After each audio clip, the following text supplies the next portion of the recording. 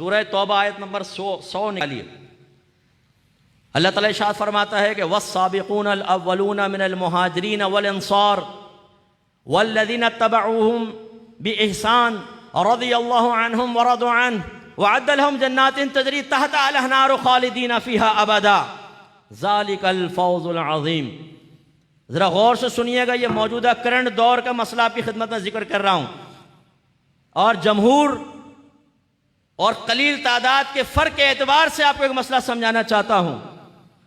अल्लाह ताला इरशाद फरमाता है सबकत ले जाने वाले सबसे पहले, यानी ईमान लाने में सबकत ले जाने वाले, नबी करीम की सोबत इख्तियार करने में सबकत ले जाने वाले सबसे पहले वो मुहाजिरीन में से हों या अंसार में से हों, वल्लज़ीना तबअूहुम बिइहसान, या उनके बाद जिन्होंने इनकी पैरवी करी इखलास के साथ, रज़ियल्लाहु अन्हुम व रदू अन्हु, अल्लाह ताला इनसे राजी हो गया, वो अल्लाह से राजी हो गए।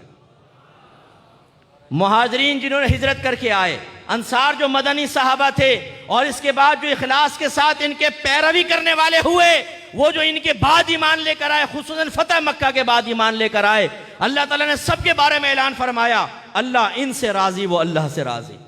और अल्लाह ताला ने इनके लिए बागात तैयार कर रखे हैं जिनके नीचे से नहरें जारी हैं। ये ही बड़ी कामयाबी है। मैं आपसे सवाल करता हूं, ये बताइए,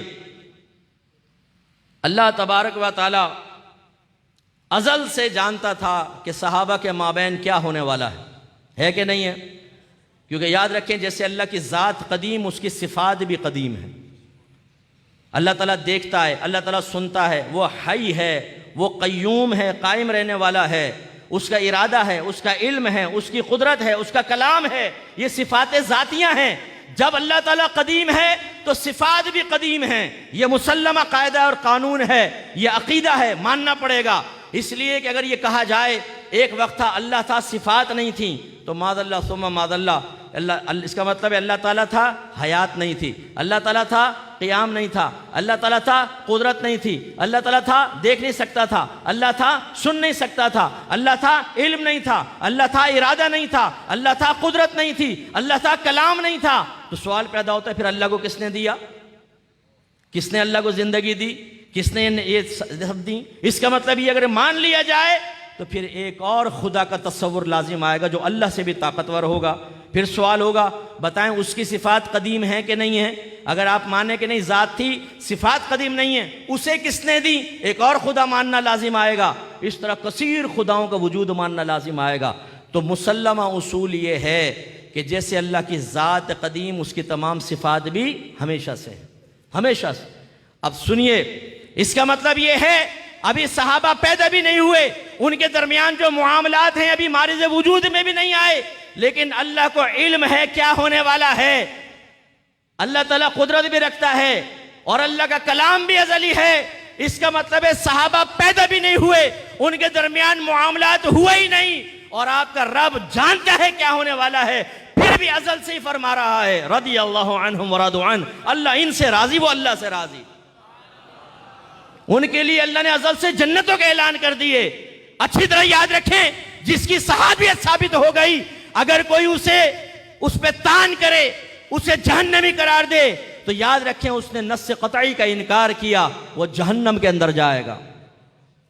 सहाबा के माबैन मुआमलात हुए हैं, इख्तिलाफ हुए हैं, और मुसल्लमा उसूल है कि मौला अली कर्रमल्लाहु वजहुल करीम हमेशा हक पर रहे हैं। अगर कोई आपके सामने आया है तो उससे इज्तिहादी खता हुई है, हक पर मौला अली रहे हैं, लेकिन हरगिज ये इजाजत नहीं है कि अहले बैत अतहार की अजमत हम जहन में रखते हुए सहाबा की तौहीन करें। जिसने सहाबी की तौहीन की, उसने गोया कि अल्लाह रसूल की तौहीन की, क्योंकि अल्लाह ने ऐलान फरमा दिया अल्लाह उनसे राजी, वो अल्लाह से राजी। याद रखिएगा, किसी सहाबी की तौहीन नहीं होगी, किसी सहाबी पे तनकीद नहीं होगी।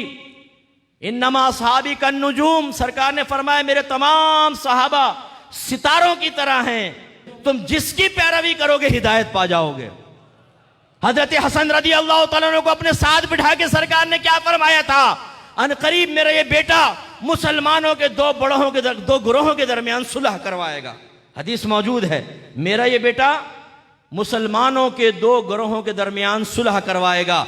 इसका मतलब है ये किसके साथ, जिसके साथ सुलह करवाएगा वो मुसलमान होगा। मेरे नबी फरमा रहे हैं, तो जो अमीर मुआविया रज़ी अल्लाह तआला अन्हु के ईमान पर तान करे वो गोया कि नबी करीम पर तान करने वाला है। जिसकी सहाबियत साबित हो गई वो कतई जन्नती है। तमाम सहाबा आदिल हैं। यही हमारे अहले सुन्नत का मुसल्लमा उसूल है, यही हमारा कायदा है, यही हमारा अकीदा है। और ये ज़ुर्रियात अहले सुन्नत में से है कि तमाम सहाबा जन्नती हैं। जो किसी सहाबी के जन्नती होने में शक करे वो कुरान में शक करने वाला है। इसीलिए मैंने आपको अर्ज किया, हमेशा मेजॉरिटी के पीछे चलें, माइनॉरिटी के पीछे नहीं। मेजॉरिटी ये कहती है सहाबा के माबैन जो कुछ हुआ उसे अवाम में बयान करना मना, उस पर कलाम करना मना। नतीजा ये है कि बस ये याद रखें जो उनके माबैन हुआ वो अल्लाह जाने और ये सहाबा जाने। मैदान माशर में अल्लाह ताला उनके माबैन जिस तरह चाहेगा फैसला फरमाएगा, लेकिन क्या फैसला फरमाएगा वो कुरान ने बता दिया। रज़ियल्लाहु अन्हुम व रदू अन, अल्लाह उनसे राजी वो अल्लाह से राजी। अब इससे हटकर मिसाल दे रहा हूं, मियाँ बीवी राजी तो क्या करेगा काजी। हटकर दे रहा हूं इसीलिए, ये नहीं सोचेगा इनको कह दिया इनको कह दिया। मियाँ बीवी राजी क्या करेगा काजी, ये मशहूर मिसाल है कि नहीं। अल्लाह उनसे राजी वो अल्लाह से राजी। हमारे पेट में दर्द होता रहे, हम उछल उछल के बयान करते रहे खिलाफ में, इमामा समले नहीं, जुल्फें बिखर जाए हमारी। शर्म करो, हया करनी चाहिए। जिससे आपका रब रज़ामंदी का ऐलान करे, आप कहते हैं मैं उसको राजी नहीं होऊंगा, गालियां बके। बताइए ये अल्लाह ताला की तौहीन है कि नहीं है, ये रसूल की तौहीन है कि नहीं है। आपका रसूल तो फरमाए तुम जिसकी पैरवी करोगे हिदायत पा जाओगे, और आप कहें कि सहाबा को गाली बकना जायज हो गया। लेकिन एतदाल दोनों तरफ से होगा, ये नहीं कि माज़अल्लाह आले बैत की मोहब्बत में सहाबा की गुस्ताखियां जायज। नो, इसी तरीके से सहाबा को बुनियाद बनाकर अहले बैत की गुस्ताखी भी जायज नहीं होगी। इन्नमा युरीदुल्लाहु लियुज़हिबा अन्कुम रिस्सा अहलल बैत व युतहिरकुम ततहीरा। महज तो अल्लाह ये इरादा रखता है ए अहले बैत कि तुमसे हर किस्म की गंदगी को दूर कर दे और तुम्हें खूब पाको साफ कर दे।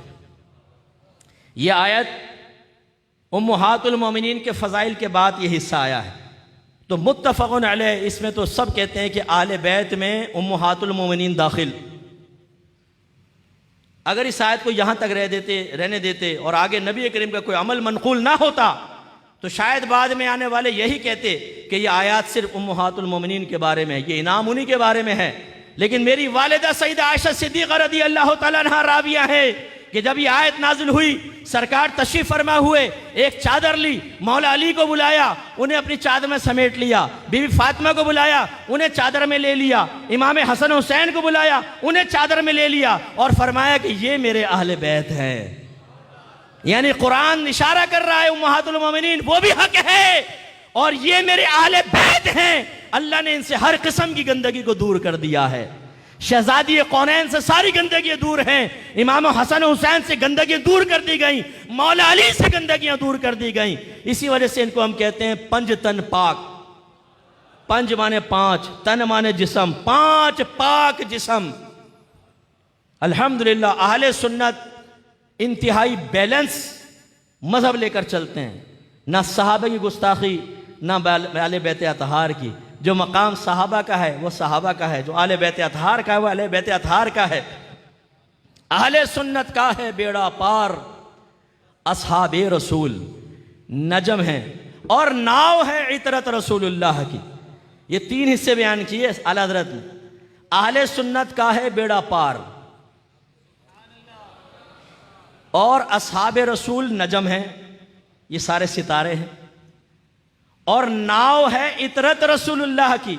सरकार की औलादे पाक एक कश्ती है, उसमें बैठ जाओगे मंजिल तक पहुंच जाओगे। एक ही शेर में तीनों के फजाइल बयान फरमाए हैं। सहाबा भी नजम की तरह है, सितारों की तरह, आले बैत अतहार नाव की तरह है, कश्ती की तरह। और जब इसमें कोई बैठ जाएगा वो बैठने वाला कौन है? अहले सुन्नत, इनका भी बेड़ा पार है। लिहाजा नौजवानों, जोश और जज्बे में आने की जरूरत नहीं है, तबाह हो जाओगे। मैदान माशर में खुदा की कसम ये मंजर देखोगे, मौला अली भी आएंगे, अमीर मुआविया आएंगे, दीगर साहब आएंगे, आले बैत अतहार आएंगे, एक दूसरे को देख के मुस्कुराएंगे और एक दूसरे का हाथ पकड़ के जन्नत में जाएंगे, और उनकी गुस्ताखियां करने वाले को साइड में खड़ा करके आ जा भाई इधर आ जा। बेगानी शादी में अब्दुल्ला दीवाना बना था ना, इधर आ, इधर निकल, कुरान को नहीं पढ़ा था, हदीस को नहीं पढ़ा था, अपने नबी के फरमान को नहीं सुना था, कातिब वही को गाली बकी थी। अमीर मुआविया कातिब वही हैं, नबी करीम की वही की किताबत करने वाले हैं। अगर किसी जिहत से तारीख में कोई वाकया मिलता भी है उसे सामने रखें, और एक तरफ जो मैंने आयत पढ़ी उसे सामने रखें। उलमा हैं आप ये बात जानते हैं कि दलाइल कुव्वत और ज़ौफ़ के एतबार से एक दूसरे पर फौकियत रखते हैं। मुझे ये बताइए कि अगर एक चीज़ हदीस में भी साबित हो, तारीख में साबित हो, लेकिन नस्से क़तई, कुरान की नस्से क़तई उसके खिलाफ हो, तो फौकियत किसको होगी? कुरान को होगी। जबकि अगर आप गौर करें यहाँ कोई खिलाफ नहीं है। मैं एक बात अर्ज कर रहा हूँ, तारीखी वाक़यात को बुनियाद ना बनाया जाए। कुरान या हदीस सबसे पहले। कुरान क्या कह रहा है? अल्लाह इनसे राजी वो अल्लाह से राजी। और नबी क्या फरमा रहे हैं? मेरे सहाबा सितारों की मानिंद है, जिसकी पैरवी करोगे नजात मिल जाएगी। तमाम सहाबा की इज्जत और एहतराम करो।